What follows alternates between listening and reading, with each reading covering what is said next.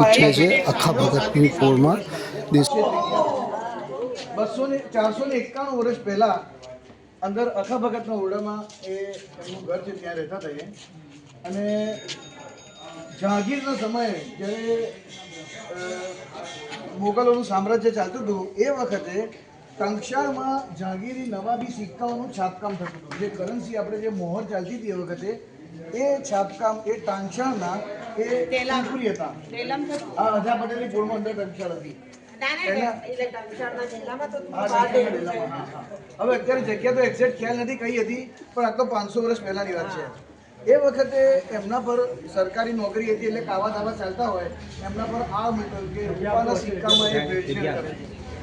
ભગવાનની દયાથી એ નિર્દોષ છૂટ્યા, પણ એમનું સંસાર પરથી મોહ ઉઠી ગયો કે આ મારું આટલું ઈમાનદારીથી કામ ચાલતું હતું તેમ છતાં આ લોકોને મારા પર શક થયો. બીજી ઘટના એવી બની કે એમના એક ધર્મના બેન માનેલા હતા પોળમાં. એમણે એમની પાસે એક કંઠી બનાવવા આપી. કંઠી બનાવવા આપી તો એમાં બી એની બેનને એવું લાગ્યું કે એમણે કદાચ ચોરી ચપાટી કરી હતી. એ બેને કંઠી બહાર ચેક કરાવવા આપી. એવી એમને ખબર પડી ત્યારે ફરીવાર એમનું દિલ તૂટી ગયું કે મારું આટલું ઈમાનદારીથી કામ કરવા છતાં પણ લોકોને મારા પર વિશ્વાસ નથી. એટલે એમણે એ વખતે જે સોની કામમાં હથિયાર વપરાય એ હથિયારો લઈ અને આ કૂવામાં પધરાયા. અખા ભગતનું તમે જ્યારે વાંચશો ને એમની બાયોગ્રાફી તો એમણે એમની જે પણ જે સામગ્રી હતી એ બધી આ કૂવામાં પધરાઈ દીધી અને ત્યાર પછીથી એ જ્ઞાન માર્ગ શોધવા માટે ભક્તિ માર્ગ શોધવા માટે નીકળી પડ્યા. વિચાર કરો કે અત્યારના જમાનામાં પણ તમે ધર્મ વિરુદ્ધ એક શબ્દ બોલો તો તમારો સામાજિક બહિષ્કાર થઈ જાય ને. એ માણસે 500 વર્ષ પહેલાં એવું કીધું કે તિલક કરતા 53 ગયા, જપમાળાના નાકા ગયા, કથા સુણી સુણી ફૂટ્યા કાન તોય ના આવ્યું અખા બ્રહ્મ. તમે અત્યારના જુઓ ને તો ઘણી બધી સ્કૂટર પર છોકરાઓ જતો હતા કેમ આપણે કેમ આપણે પાછળ મંદિર હતું એટલા માટે. એના માટે એમણે બહુ સરસ કીધું છે, એક મૂર્ખને એવી ટેવ પથ્થર એટલા પૂજે દેવ, પાણી દેખી કરે સ્નાન, તુલસી દેખી તોડે પાન. એટલે આવી જે અંધશ્રદ્ધાઓ હતી ને એના વિરુદ્ધમાં એમણે બહુ સટીક ચાપકા માર્યા હતા અને તેમ છતાંય એમણે પોતાનું આ કર્મ ના છોડ્યું. અને એમના અખા ભગતના તો લગભગ 5-6 હજાર જેવા છપ્પાઓ છે. આપણે આ ગૌરવ જાળવવાનું છે. તમને જેટલા લોકોને આજે મળે એમને અખા ભગતના 4 છપ્પા યાદ કરીને કહેજો. બસ આજના દિવસનું મહત્વ આટલું જ છે. Thank you. તારી યાદ સતાવે સેજ સુવાળી છો, જાગરે માલણ સા દુહાઈ જઈને તુને આજ પુકારે મેરું રે આવરે માલણ આવરે માલણ રે આવરે માલણ જાગરે માલણ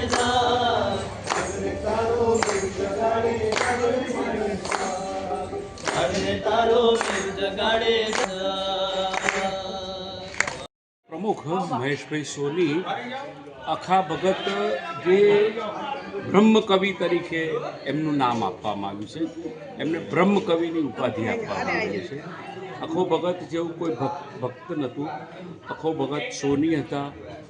અખા ભગત જે હતા તે અત્યારે એક સોની માટે મિસાલ કહેવાય છે કે એના જેવા કોઈ માણસ નહોતા. એટલે અખા ભગતની તમે જે પરિકાષ્ઠા દેખો છો ત્યાં સુધી એ અખા ભગત એટલા બધા મહાન હતા કે જેની તારીફ કરીએ કે જેની પ્રશંસા કરીએ એટલી ઓછી પડે છે. આજે હું દેસાઈની પોળમાં રહું છું, ખાડિયા દેસાઈની પોળમાં. અને આજે અખા ભગતનો જે ઉત્સવ છે એમાં સૌ જે અમે પ્રોગ્રામ રાખેલો છે અને પ્રોગ્રામમાં દરેક જણા હાજર રહેશે મારા.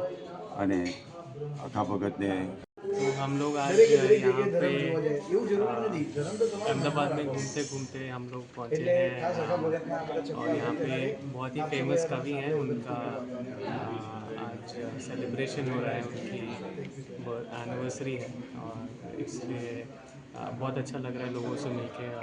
बहुत पुराने कवि हैं, उनकी बातें सुन के हम आज के ज़माने में कुछ सीख ले सकते हैं. ऐसा ભગતની પોળમાં આપણે આવ્યા છે. અખા ભગતના ઓટલે જેને કહેવાય. તો તમે આજે એમના વિશે શું કહેવા માગો છો? અખા ભગત એ અમદાવાદનું ગૌરવ કહેવાય. જેતલપુરમાં ગામમાં જન્મી અને અમદાવાદ સ્થાયી થયા અહીંયા દેસાઈની પોળમાં. અને તેઓ શ્રી સોની કામ કરતા હતા, મણકા ઘડતા હતા અને તેમના સગા બહેને તેમની ઉપર આક્ષેપ કર્યો કે તે મારું સોનું લઈ લીધું.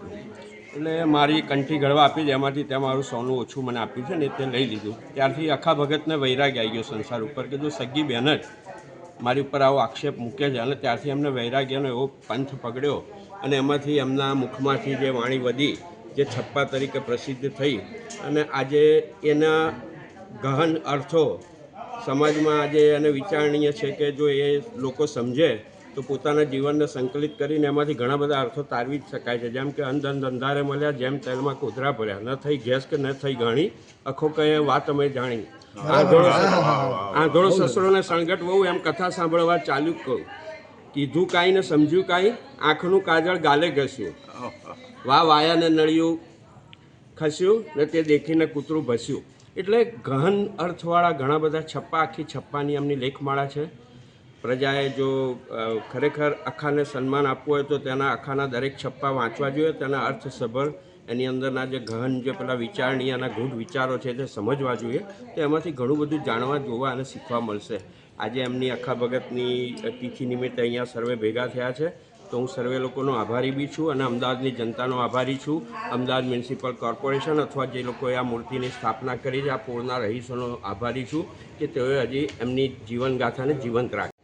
અખા ભગતનો જન્મ થયો હતો અને આજે એમની જન્મતિથિ છે. જન્મ જયંતિ આપણે અખાત્રીજ તરીકે ઉજવીએ છીએ. અખા ભગત માત્ર સોની સમાજનું જ ગૌરવ નહોતા કે અમદાવાદનું ગૌરવ નહોતા, એ સમગ્ર ગુજરાતી ભાષાનું ગૌરવ હતા. એમણે એમના એ 500 વર્ષ પહેલાંના જમાનામાં જે રીતે સમાજને ગૌરવણી આપી હતી, અંધશ્રદ્ધા અને સામાજિક કુરિવાજો પ્રત્યે એમની જે વાણી દ્વારા લોકોને મેસેજ પહોંચાડ્યો હતો એ આજે પણ એટલો જ યથાર્થ અને યોગ્ય છે. આપણે એમની આ પુણ્યતિથિએ બીજું તો કંઈ કરી શકીએ, જન્મતિથિએ બીજું તો કંઈ કરી શકીએ તેમ નથી, પણ એમના એ છપ્પાને અને એમણે કહેલી વાતોને જો અમલમાં મૂકીએ તો પણ ઘણું છે. એમનો એક જાણીતો છપ્પો છે આપણે અંધશ્રદ્ધા પર અને બીજી બધી ઘણી ઘટનાઓ પરનો. તો એક છપ્પા આપણે સંભળાવું. ત્રિલક કરતા 53 ગયા, જપમાળાના નાકા ગયા, કથા સુણી ફૂટ્યા કાન, તોય ન આવ્યું અખા બ્રહ્મ જ્ઞાન. એટલે આપણે ઘણી ફેરી બાહ્ય આડંબરો કરી અને ધર્મનો દેખાડો કરતા હોય છે જેનો કોઈ અર્થ નથી. ખરેખર તો આપણો અંતરાત્મા જ્યાં સુધી સ્વીકાર ન કરે ત્યાં સુધી ન કરાય. અખા ભગતનો ખાંચો દેસાઈની પોળમાં ઊભા છીએ અને આજે અખા ભગતનો જન્મદિવસ છે, અખાત્રીજ છે ને એના ઉપર આપ તમે જુઓ છો કે અહીંયા આગળ પોળના રહીશો અને પોળની બહારથી બી લોકો આવી અને આજે એમના છપ્પાને યાદ કરે છે અને એમને નમન કરે છે. અને એક એવું ગુજરાતનું ગૌરવ કહીએ, ભાષાનું ગૌરવ કહીએ કે જે આપણી જોડે હતું અને છે. કેમેરામેન અંકિત પ્રજાપતિ સાથે દેસાઈની પોળથી અલ્પેશ શાહ.